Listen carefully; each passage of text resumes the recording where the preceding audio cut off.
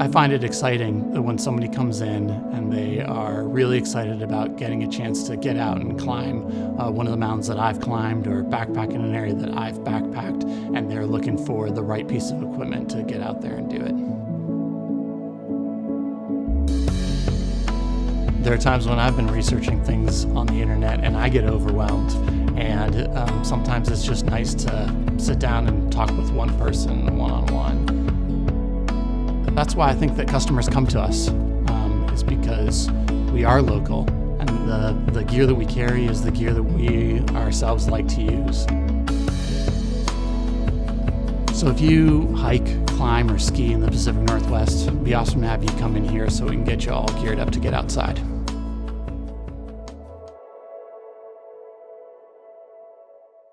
And pass it off to this evening's moderator, Charlotte Gard. Charlotte is the program director at the Northwest Avalanche Center.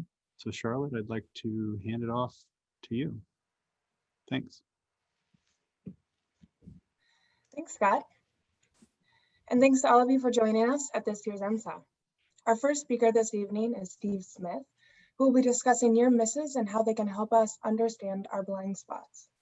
Steve has a deep background in risk management in the outdoor industry and has worked across the spectrum from field to boardroom. Steve has occupied leadership roles with national organizations, including Outward Bound and Student Conservation Association. He has also served on the boards of the Wilderness Risk Management Conference and NOLS. As an industry, we recognize that there's a lot to be learned from near misses. Yet, if you don't have a solid framework to analyze and debrief, we won't extract that valuable information or be able to apply it to future backcountry outings. I'm excited for this talk to provide us with more tools for turning our near misses into valuable and applicable insights. So with that, Steve, I'll pass it to you. Thanks so much, Charlotte, and thanks to NWAC for having me here tonight, and welcome to all the folks in the audience. It's remarkable to see the room open up and 258 people just come virtually pouring in to the room here, and some familiar names and I presume familiar faces out there as well. So nice to be here with you all tonight, and thank you for that nice introduction. With that, we're going to just dive right in, and I'm here to talk tonight about learning from near misses.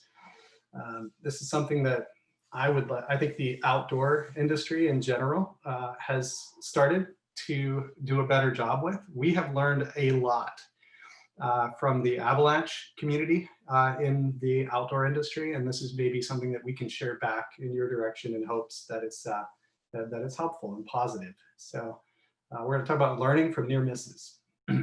So we're going to start with a quote from Sarah Carpenter from the American Avalanche Institute. Some of you know her. She was very helpful in helping me put together this talk, actually, and I love this quote from Sarah. "The world of snow and avalanches is a wicked learning environment, and we don't get feedback every time we go out." So that's going to be a tone setting concept for the rest of the talk here tonight. So we're going to start with some definitions, so to make sure that we're using terminology the same way, and we're going to come back to those questions. But let's start with what a near miss is and what it is not. So it's literally a miss. It's not a hit, and I'll give you an example of what that means. Relevant near misses should stand out from normal. So, you know, if a tree falls a football field away from you, is that a near miss? Maybe, you know, in some programs or some, you know, groups that would be considered a near miss. But, you know, I would suggest that, you know, normal really varies from person to person, group to group, and that you should arrive at a definition for yourself of what constitutes a relevant, useful near miss to focus on. So OSHA, the Safety and Health Administration, has a very clear definition of a near miss, which you can see for yourself here. And the key things here is that it would have been an injury if there was a slight difference in timing or location. Some other terms that OSHA gives us for near misses include a near collision. Think about two planes, you know, barely missing each other, two forklifts perhaps. A close call, which is a term that I often see used interchangeably with near misses. And interestingly, this term of accident precursor, with the implication that Near misses give us information that we can see as perhaps a precursor to a larger incident. So it is a widely misused term. I will frequently see on social media or trip reports or whatever, a line. This is not an actual quote, but I see things like this all the time. I fell 40 feet into a crevasse and I broke my leg, but I was rescued. I was fortunate to survive this near miss. And I just want to say that is not a near miss. That is an incident. And that is not what we're talking about in this presentation tonight. We're talking more about the former slide, which really talked about something that almost happened, a close call, something that wasn't as obvious as breaking your leg, falling in a crevasse, getting hauled out by a helicopter. That is not a near miss. That's clearly an incident. So I also just want to say another nuance here, which is that a physical near miss can still be an emotional hit. And just because you weren't physically damaged by whatever occurred, it doesn't mean that it didn't have an emotional impact on you. So something that the outdoor industry is getting a lot better at recognizing is mental health incidents and not just physical and medical injuries. So a little reminder about that there. So overall, to summarize, I would say if the consequences could have been severe, then you might want to consider that as a near miss. This is actually a definition that comes to us from the American Avalanche Institute. So some definitions. With that, some questions for you. Let's zoom out to look at those questions. Think about a near miss or a close call that you have had, skiing or in an outdoor activity of some sort. And I want to ask you to reflect. Did you focus on that and talk about it afterwards? Did you share it with others? Was there any anxiety? Did you feel any innate sense of trepidation or anxiety around talking about what happened with others? And if so, that is very common, and we're going to dig into some of the reasons why that might be. So with those definitions, let's dive a little bit more into the psychology piece. And I will say, from having worked in those various settings that Charlotte described when she was introducing me, and having worked with the Wilderness Risk Management Conference and hundreds of outdoor organizations across the country, I can blanket and simply state that near misses are underreported. We definitely hear about the serious issues and the major injuries and the rescues, but we don't always hear enough about the little things, the near misses. And there are really, I think, some common sense psychological reasons for that. So let's dive into a few of those. Why are near misses underreported? I have a little list here of some of the common reasons why. So first of all, it's human nature to avoid discomfort. And if something really uncomfortable or scary or traumatic almost happened, it's human nature to sort of want to just move on from that, not revisit it, not focus on it. And that's personality specific, obviously. There are perceived hierarchies in partnerships where you might not want to question or bring up or challenge, the leader of that group if something almost happened. It might be easier to just move on from it. There may be no clear process of reporting a near miss, or maybe a really slow, onerous process with a million boxes you need to click or something that makes barriers for you. You might have anxiety about being judged. You might not see any benefit, and you may have fear of the consequences of, like, why would I bring this up if I don't have to? So these are all really common reasons that we see why near misses tend to go underreported. Some of these are also reasons why incidents can go underreported, but some incidents are big enough that you have no choice, but to report them. So I have a cautionary tale here from a fairly recent Powder Magazine article. This was an incident that occurred in Jackson Hole. It was a very large avalanche that were triggered by folks. It was a close call on what was forecast as a low danger day. So those folks felt a moral responsibility, that despite what the forecast said, we still had a pretty major close call here, and we want to do our duty and report that. They felt an obligation to report that. After the skier submitted the avalanche report, he stated, I'll let you read this.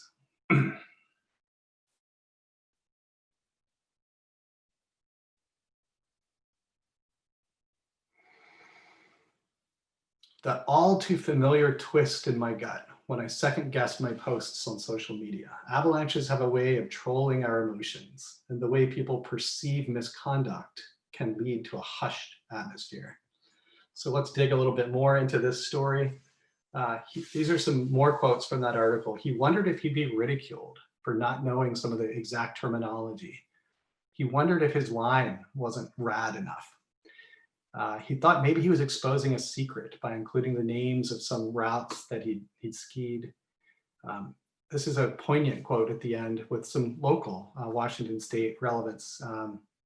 Maybe I was simply overreacting altogether, the same way Elise had thought twice about pulling her airbag at Tunnel Creek for fear of being teased at being frightened by what she at first considered to be just a small slough. So this article, if you'd like to read it for yourself, is cited here, Getting Beyond the Emotional Game of Reporting an Avalanche, Matt Hansen. Very good, and there were many examples like this. This is just one that I pulled out. So these are some of the things that make it difficult. These are some of the barriers that make reporting near misses challenging, but there's benefits to doing it. When we report near misses, we are harvesting information that would otherwise be completely unexamined. We can help others learn from our experiences. And someone a few nights ago at NSAW quoted Larry Goldie, who had a similar line to this: near misses are lottery tickets that we've already paid for, so we may as well cash those in. I think Larry had referred to them as basically free or cheap lessons that we can have an opportunity to learn from. So those are some of the benefits and some of the psychological reasons why near misses go underreported. So I'm going to dive for just a few minutes into a little bit more of an academic theory that I think lays the foundation for this next piece. And depending on your beliefs around how accidents are caused, will really affect where we go next with this. So I'm going to just quickly present three different concepts or three different schools of thought around what causes accidents to happen. There's a linear one, a more complex one, and then a systems-driven way of thinking about that. So in this linear model that goes back to the 30s, there are lots of unsafe acts and conditions, and then some near misses that occur. Maybe there's a smaller number of minor injuries, there's a smaller number of severe injuries, and occasionally a fatality that takes place. And there's this linear causal relationship between these different pieces. And if you look at the bottom part here, all we really need to do to manage safety in this linear way of thinking is to intervene in that linear process, stop the dominoes, find the one thing that's wrong and fix it. And we can thereby, return back to this perfectly linear, safe system that we're operating in. And that may be true in like perhaps a machinery type environment or a conveyor belt, or there may be some linear places where this idea could apply. I would suggest that in the complex dynamic world of avalanches with all of the human factors and changing conditions and group dynamics and everything else, that this linear model really starts to break down in its usefulness for us. However, it's a very common way of thinking about accident causation. The next one I'll introduce came along in the 80s, and James Reason came up with this idea of the Swiss cheese model of accident causation. And this is starting to introduce some more complex thinking. Here we have a hazard, and in order for the hazard to penetrate all the way through these different layers of Swiss cheese and become an injury, the stars need to align, or the holes in the cheese need to line up, so that your training and your procedures and your supervision and your equipment all have gaps where that hazard is able to penetrate through and become an injury of some sort. So that's more of a slightly more complex model, but in reality, in the dynamic and really complex world that we operate in, I would suggest that a more of a systems thinking way could be more useful for us. And unlike the linear Swiss cheese that you just saw, in this way of thinking, accidents are not linear, and they can't be prevented by linear thinking. The difference between a tragedy and a normal event is very slight, and near misses provide us weak signals that might otherwise go ignored, that can really give us a better understanding of the difference between a normal day of skiing that goes unexamined that might hold some really useful information for us if we're willing to dig deeper into that. On that note, safety scientist Dr. Sidney Dekker has a useful quote that I like, which is that death does not arise from some sudden failure. It hides in success. It hides in all those days where we make it back safely to the car with our friends, but we don't reflect on the choices that we made, and we don't reflect on the near misses that we had and the information that we can harvest from those. So death does not arise from some sudden abrupt failure. It can hide in those successful days that go unexamined. So that's my reinterpretation of Dekker's great quote. So I'll point out that at this end, the linear end, things are simple. And at this end, they're more complex. Up here, we tend to blame. Down here, we tend to learn. Up here, we try to find that broken domino, that one bad apple, that one issue, and we try to fix it, as opposed to really looking more at the complexities of the story and understanding what's happened. So with that theory in place, and those are very quick, simple versions of more complex things, it brings me to the reason why my slideshow here is set up as it is, as an iceberg. Above the surface, above the waterline are the things that we see, the big dramatic events, right? The huge avalanches, the tunnel creeks, things like that. But underneath the surface are the subtleties, the near misses, the nuances, the successful days that still have lessons embedded within them that maybe we maybe serve as blind spots for us underneath the waterline if we don't have good habits to address those things. Last little piece of theory here. If you think about this chart as a possible way of looking at all of your ski days, there's the planned outcomes in the middle, and there's some unwanted ones on the left side and some positive surprises on the right side. Traditional safety management is just going to look at this tiny little piece, this tiny little red section on the left side, and just try to avoid those unwanted outcomes. And it's not going to ask the question, what about the 99.9% of the time when things go right? Do we understand why they're going right? Do we understand why success is really the rule and not the exception? And I would suggest the near misses are kind of living in here, close to those unwanted outcomes, something that we can ignore or something we can tune into and start filling in more of this story for ourselves about why things go right and understanding that. If death hides in success, we want to understand why things go right. So what's next? So how can we get better then? What are some things that we can do to get better at learning from near misses? Feel free, if you're able to chat in the chat box, feel free to offer some thoughts of your own there, if you're able to do that. I do think that we can develop personal habits, better use of tools like social media, and use some of the existing platforms to get better at learning from near misses. Personal habits, I would suggest start by exploring your assumptions about accident causation. If you see that in a very simple and linear way where we just need to find one thing that went wrong, we need to find one issue, we need to find someone to blame, we need to have a simple story, then I think you're missing a larger complexity around understanding that chart that I showed, understanding the successes. Daily debriefs and having good habits and checklists like this one on the side here. Identifying near misses when they happen and defining that for your organization or your group or your ski buddies. Learning and not blaming. You can either blame and find a simple answer, or you can look for more complexities and really try to learn, look forward into the future and not just back into the past. And share your stories with each other, which is easy to say and hard to do. So let's look at social media as an example.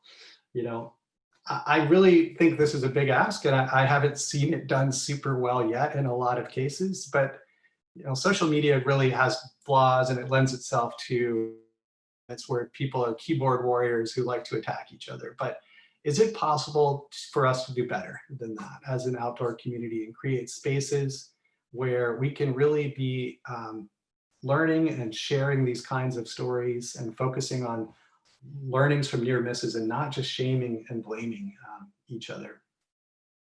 And finally, there are some great existing tools already out there. The avalanche near miss reports, these focus more in an industrial setting, so people who work in avalanche terrain rather than recreational users, but I would still suggest that there are some really useful learnings that come from sites like this, the avalanchenearmiss.org.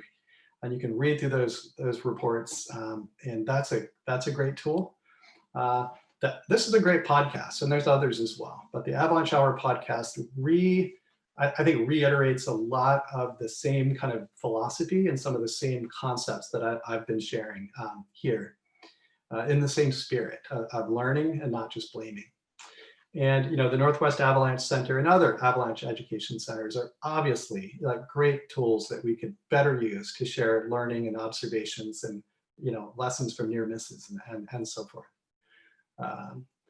So those are some thoughts, and coming back to Sarah's quote again, in context of what I've said here, I think her quote really stands out even more, that we work and play in a wicked learning environment, and we don't get feedback every time we go out, but we can do a better job of looking into that wicked learning environment and harvesting the opportunities we have to share learning from near misses in particular. There's no lawsuits, there's no injuries, there's no damaged equipment, there's no reason not to harvest more of that useful information from near misses outside. And that includes driving to the trailhead and physical and emotional. There's a lot of pieces that we can put into that bucket if we so desire.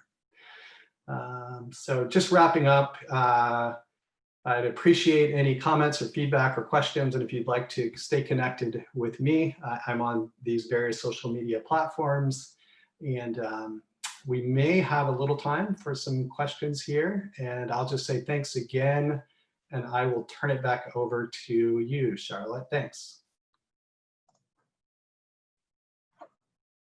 Thanks so much, Steve. That's given us all, I think, a lot to think about and how we can make better use of near misses. Taking a look at some of the questions coming in here, an anonymous attendee asks if you have a suggested framework that has been used in mountain safety or other disciplines, or design tools that support operations and recording near miss data. Yeah, great. So, a lot of organizations have some kind of incident reporting methodology already, an incident report form. Maybe it's paper that you carry into the field and somebody sits at a desk and transcribes it into a database later.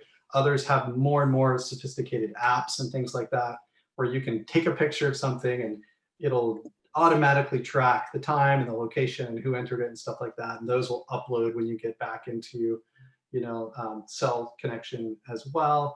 So, I've seen it all across the map, and a lot of those platforms have a space for near miss, reporting to occur. A lot of them don't, but even so, they are often underreported and underutilized. And there's, some of these same reasons I was bringing up as the barriers for it. So that's,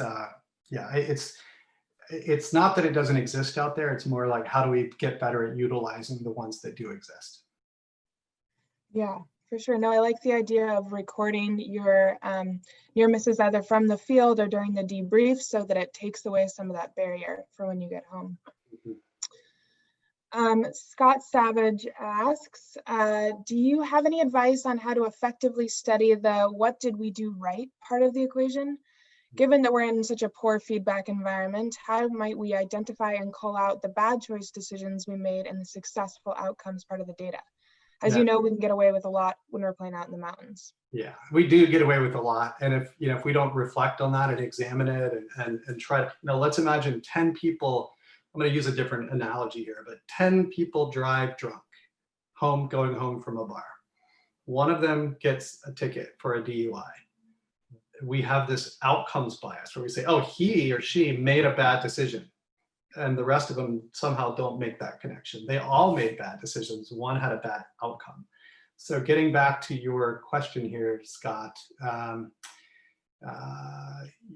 I think in terms of identifying those, trying to learn more about the things that are going right, I would suggest that we define our safety goals, not just as the avoidance of injuries and illness, but as the presence of good decision-making, communication, having the right equipment, being open with your partners, following a checklist of things that you do routinely. So it's not the absence of injuries, it's the presence of some of those good habits and behaviors. And if you can define your goals that way, then you're going towards something and not just away from something.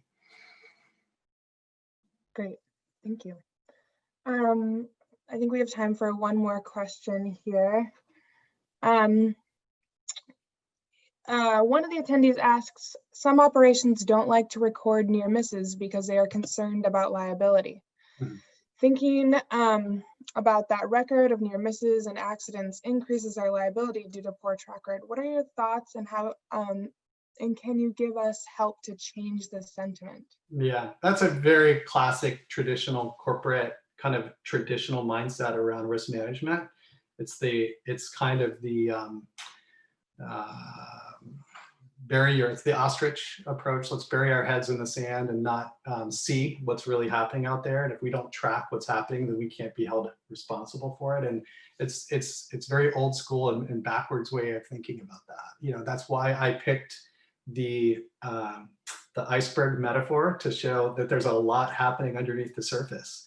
And do you as a risk manager want to have big blind spots and not know what's really happening and not have cheap lessons that are chances to correct what's happening, what's causing the near misses?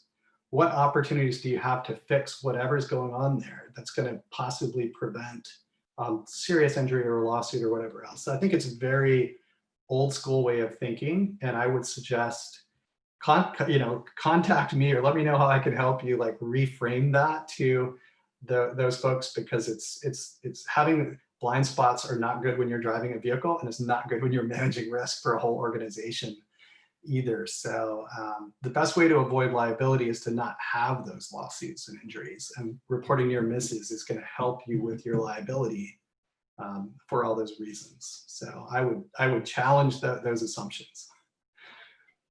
Yeah. Great, thanks so much, Steve. That's a great way to wrap up your presentation. Thanks so much. Real pleasure to be here with you all. Enjoy the rest of the night. Thanks.